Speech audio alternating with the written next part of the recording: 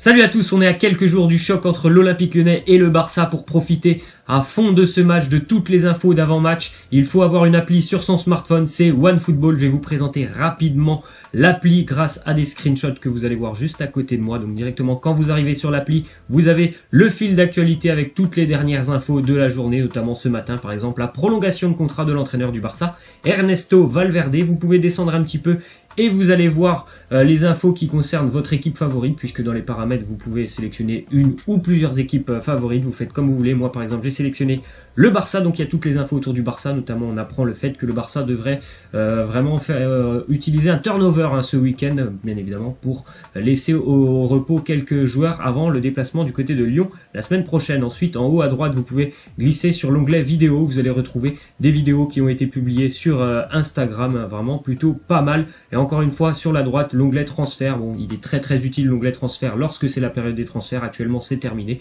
Mais par exemple, il y a encore quelques rumeurs qu'on voit, notamment d'Ivan Rakitic. C'était il y a quelques semaines. En bas à droite, vous pouvez aller sur l'onglet match où il y a tous les matchs de la journée. Donc il y a bien évidemment les principaux championnats, comme on le voit là, avec la Ligue 1, la Serie A, la Bundesliga. Mais vous pouvez aussi retrouver tous les matchs. Ça sera sur l'onglet tous les matchs, tout simplement.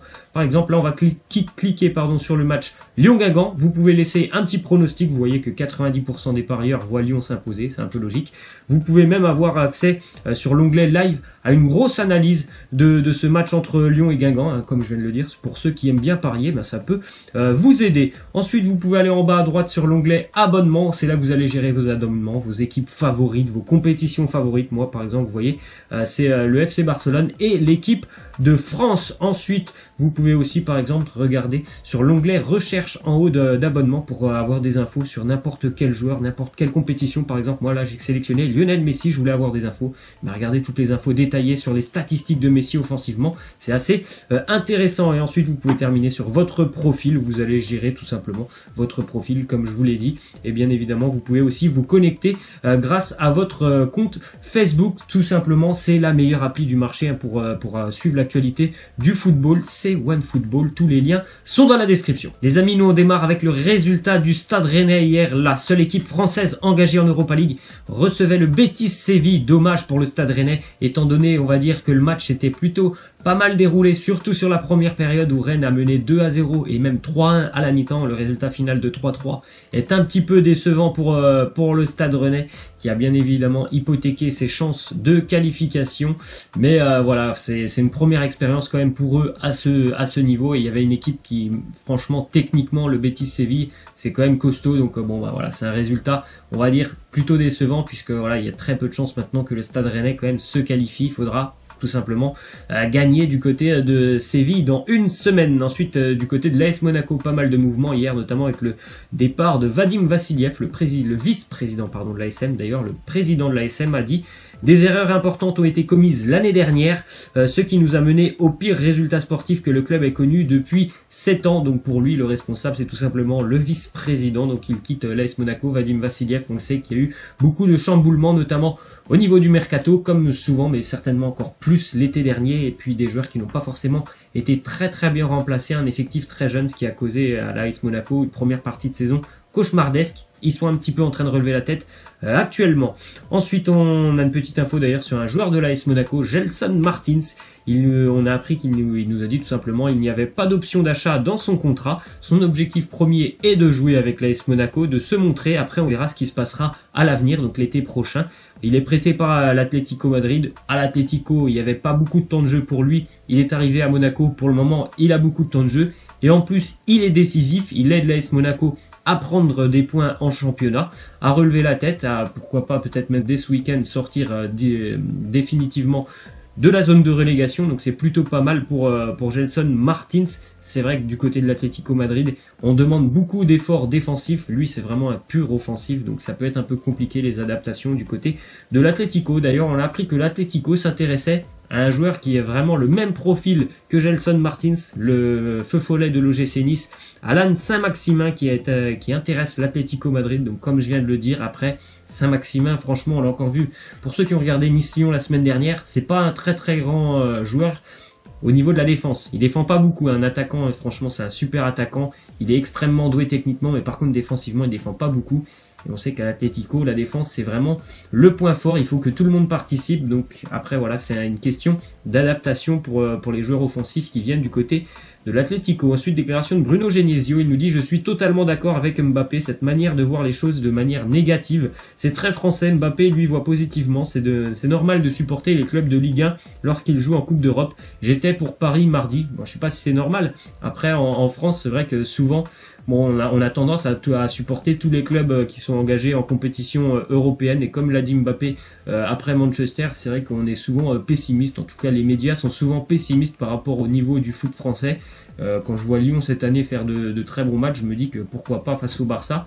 Et le Paris Saint-Germain est en train vraiment de progresser, je trouve, cette année. Donc il y a des choses plutôt positive. Ensuite, une petite info par exemple de Alvaro Arbeloa, ancien joueur du Real. Il nous dit « Je ne suis pas anti-barcelonais, mais c'est vrai, je veux toujours qu'ils perdent.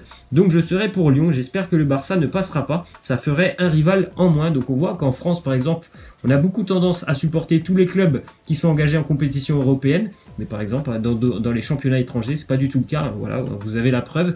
Un supporter du Real, bien évidemment, il a qu'une envie, c'est que Lyon se qualifie la semaine prochaine, comme par exemple en Angleterre, un supporter de Manchester United, forcément, il a envie que Manchester City perde la semaine prochaine. Donc voilà, après, c'est chacun fait comme bon lui semble. S'il a envie de supporter tous les clubs français, il a le droit, mais c'est pas du tout le cas dans tous les pays européens. Ensuite, on a une petite info qui concerne Maxime Lopez, le jeune joueur de l'Olympique de Marseille. On sait qu'actuellement, il était utilisé avec l'équipe de France Espoir. D'ailleurs, à la fin, cet été, il y aura l'Euro Espoir pour l'équipe de France. Mais cependant, entre-temps, ça fait quelques jours, quelques semaines que Djamel Belmadi, le sélectionneur de l'Algérie, a tenté de l'approcher. Il a déjà beaucoup parlé un petit peu avec sa famille. Donc peut-être que voilà, Maxime Lopez pourra se diriger vers la sélection algérienne. En tout cas, pour lui, actuellement, il ne se pose pas de questions. Il veut continuer à se focaliser sur l'Olympique de Marseille. Peut-être d'ailleurs qu'il sera présent à l'Euro avec l'équipe de France Espoir, mais en tout cas l'Algérie ne l'oublie pas, elle aimerait bien tout simplement qu'il puisse devenir joueur pour la sélection des Fennecs. Ensuite, une petite déclaration de Ernesto Valverde sur Umtiti. Il nous dit « Il est possible et on espère qu'il rejoigne bientôt le groupe. Je ne saurais pas dire s'il sera là samedi ou mardi, mais il faut prendre plusieurs choses en compte, pas seulement s'il est rétabli. C'est vrai que pour Umtiti, c'est quand même compliqué depuis quelques temps avec ses blessures à répétition. Ça fait même quelques années que c'est toujours ces problèmes, je crois, au niveau du genou pour Umtiti. Donc faut y aller tranquillement du côté du Barça. On sait que voilà, il y a des joueurs qui des fois reprennent très tôt et puis ça pose problème puisqu'il se reblesse assez rapidement. Il a l'air d'être assez fragile, Umtiti, donc il faut prendre vraiment beaucoup de précautions. Ensuite, petite stat par rapport à Wissam Ben Yedder en Europa League cette saison, c'est 5 matchs, 5 buts.